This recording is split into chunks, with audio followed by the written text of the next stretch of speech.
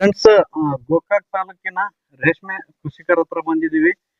ಕಡಿಮೆ ಖರ್ಚಿನಲ್ಲಿ ಶೆಡ್ಡನ್ನು ನಿರ್ಮಾಣ ಮಾಡಿಕೊಂಡು ಉತ್ತಮ ರೇಷ್ಮೆ ಬೆಳೆಯನ್ನು ಬೆಳೀತಾ ಇದ್ದಾರೆ.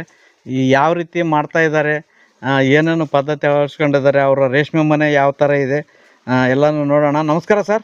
ನಮಸ್ಕಾರ ಸರ್. ನಮ್ಮ ಪರಿಚಯ ಹೇಳ್ರಿ ಸರ್. ಪರಸಪ್ಪ ಮಾಂತೇಶ್ ಪೂಜಾರಿ ಸರ್. ಹಾಂ ಸರ್. ಯಾವ ಊರ್ರಿ? ತಿಗಡಿ ಸರ್. ನಿಮ್ಮ ರೇಷ್ಮೆ ಮನೆ ಯಾವ ಥರ ಐತೆ ಸ್ವಲ್ಪ ತೋರಿಸ್ತೀರಿ? ಬರ್ರಿ ಸರ್. ಎಷ್ಟು ಮೊಟ್ಟೆದಾದ್ರಿ ಇದು? ಇದು 140 ಮೊಟ್ಟೆ ಐತೆ ಸರ್. 140 ಮೊಟ್ಟೆದು. ಈಗ ಯಾವ ಸ್ಟೇಜಲ್ಲಿ ಐತೆ ಸರ್ ನಿಮ್ಮ ರೇಷ್ಮೆ ಹುಳು? ಈಗ 4ನೇ ಜ್ವರ ಪಾಸಾಗಿ ಒಂದು ಸ್ವಲ್ಪ ಕೊಟ್ಟದು ಸರ್. ಇವತ್ತ ಪಾಸ್ ಆಗೈತಿ ಸರ್. ಮುಖ್ಯವಾಗಿ ಏನೇನು ಸಮಸ್ಯೆಗಳು ಇರ್ತಾವೆ ಸರ್ ಇದ್ರಾಗ?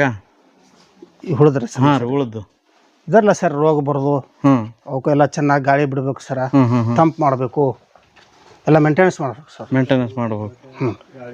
ಬೆಳಕ ಗಾಳಿ ಇರಿವಿ ನೋಡ್ಕೋಬೇಕ್ರಿ.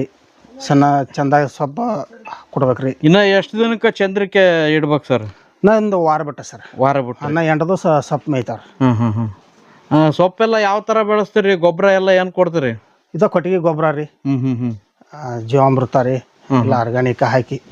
ಎಲ್ಲಿ ಮಾರಾಟ ಎಲ್ಲಿ ಮಾಡ್ತೀರಿ ಸರ್ ಇದನ್ನ? ರಾಮನಗರ ಮಾಡ್ತೀವಿ ಸರ್. ರಾಮನಗರ ಮಾರ್ಕೆಟಿಗೆ? ಹ್ಞೂ ರೀ. ಹೆಂಗೆ ಅನ್ಸಿದ್ರಿ? ಎಷ್ಟು ವರ್ಷದಿಂದ ಮಾಡ್ತಾ ಇದ್ರಿ ನೀವು? ನಾವು 10-11 ವರ್ಷ ಆಯ್ತು ಸರ್ ಮಾಡ್ತಾ ಇದ್ರಿ. 11 ವರ್ಷದಿಂದ ರೇಷ್ಮೆ ಮಾಡ್ತಾ ಇದ್ರಿ. ಹೆಂಗೆ ಅನ್ಸಿದ್ರಿ? ಬೇರೆದವ್ರಿಗೆ ರೇಷ್ಮೆ ಮಾಡೋರಿಗೆ ಏನು ಹೇಳಕ್ಕೆ ಇಷ್ಟಪಡ್ತೀರಿ? ಇದನ್ನ ರೇಷ್ಮೆ ಬೆಳೆದ ಒಳ್ಳೆ ಇನ್ಕಮ್ ಐತ್ರಿ. ಹಾಂ ರೀ. ಆದಾಯ ಚಲೋ ಐತಿ, ಇದನ್ನ ಮಾಡ್ರಿ. ಸಾಕಷ್ಟು ಜನಕ್ಕೆ ಹೇಳಿದ್ವು ಸರ್. ಹೇಳಿದ್ವಿ.